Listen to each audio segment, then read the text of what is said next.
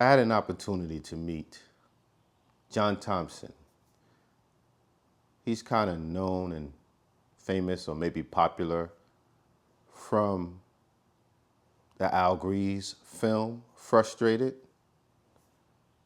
So some of you may or may not know of him.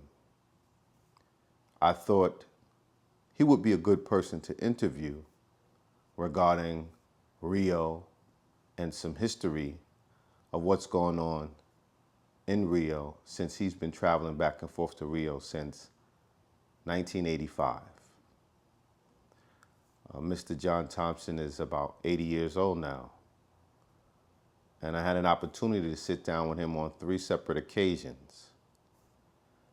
He had so much wealth of knowledge and information and wisdom, but also the conversation swayed a little bit. Sometimes the topics changed, and sometimes the lighting wasn't proper, sometimes the audio wasn't proper. And it's so much to take in and manage. I just figured I would break it up into pieces. And this portion is about some historical information about Brazil. So I hope you enjoy, and I'll try my best to be of service to him, the elder. And I definitely was, I guess, not only was I impressed, but I just didn't think of how intelligent, wise, and informative he might be. You know, my mind state was initially asking him about the history of black men traveling to Rio. But his history and his knowledge goes deep, not only with Rio, but New York City as well. Being that I think he retired as a correction officer, but he was in, that line of work as a profession in New York. Born in the South, grew up in Brooklyn. So I hope you enjoy, and I look forward to more clips. It's your boss, International Zoe, Barber World TV.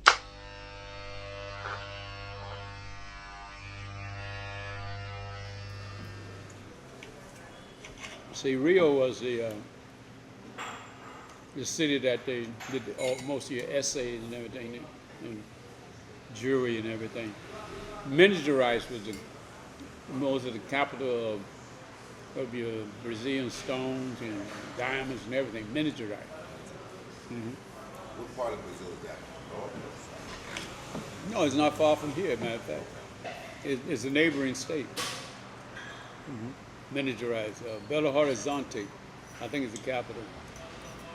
You had a black king who captured him and his tribe and brought him to Brazil, and they worked the mines in Minas Gerais, I think, Ouro Preto. And what they did was they were taking the gold and everything, and the king had it. They captured the king and his tribe.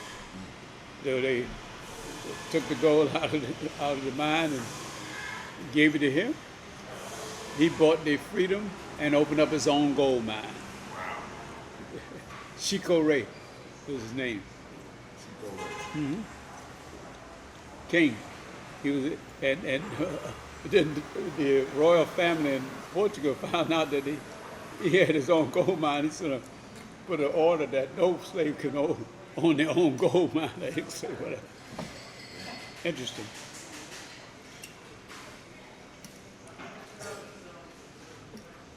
That's one city I want to visit and look at his legacy. Do you have a museum or something there for it? I'm not sure. I think there's a statue or something like that. Okay, basically to reiterate what Mr. Thompson said, I did my own research, and basically most of what he said was true. around 1740, a tribal leader, his name was Galanga, from the Congo, was taken along with some of his tribesmen and sold into slavery by the Portuguese. And on the slave ship, on their way to Brazil, they noticed his authority over his tribesmen, and they nicknamed him Chico Rei, which means, translate to King Chico. They put him in a gold mine in Minas Gerais, and during this time in the gold mine, he would steal flakes of gold by hiding them on his body and in his hair. And after about 5 years, he had enough gold to free his son. And then after he freed his son, he freed himself. They had taken so much gold that he started his own gold mine in Villarica. So with his own gold mine, he started freeing more and more slaves. The part about them shutting his gold mine down, I couldn't find the history of that, but I'm sure he's correct, being that he had a relationship with a historian. They closed that mine in 1888, and now I guess you can tour the mine, because I saw some pictures online where they show people touring the mine, and they have a small statue of him on the outside or the entrance.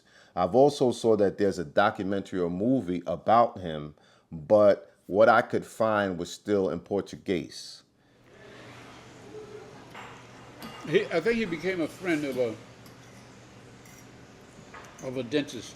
I got to go over my notes. His name is Tiradentes. He protests against what was going on, after the monarch left and blah, blah, blah. And if I'm not mistaken, they killed him and threw his body, pieces and cut his body up and threw it in the street or something like that. We have a holiday called Tiradentes in memory of him, that particular person. I think he knew Chico Rei. That's part of the history I need to go over again. I got a friend just received his doctor.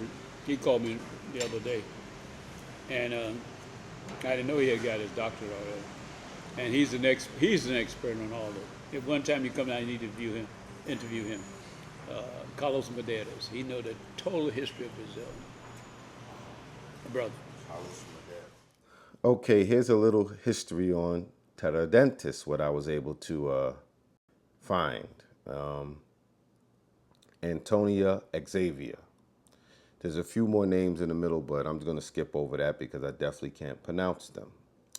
He was born to Portuguese and Brazilian parents. His parents died at a young age. He was mentored by his uncle and godfather, who was a dentist, who taught him the trade, hence the name Tiradentes, which means puller of teeth. Somewhere along the line, he met with a general from the army who just came back from Europe. His name was Jose Marcel. They two founded a group that started the freedom aspirations for Brazilians.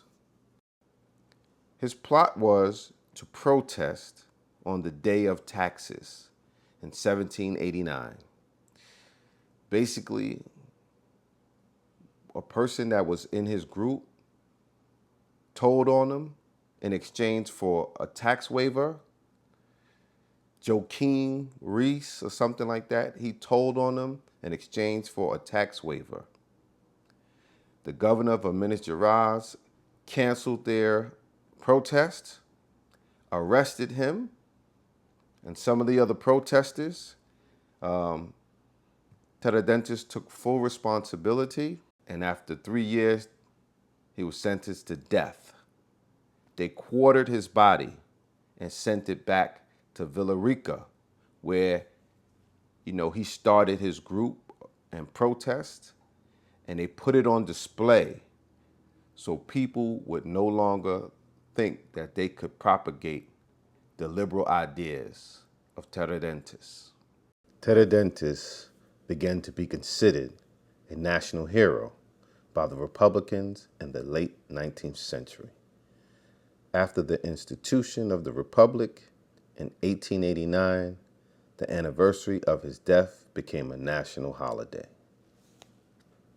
April 21st.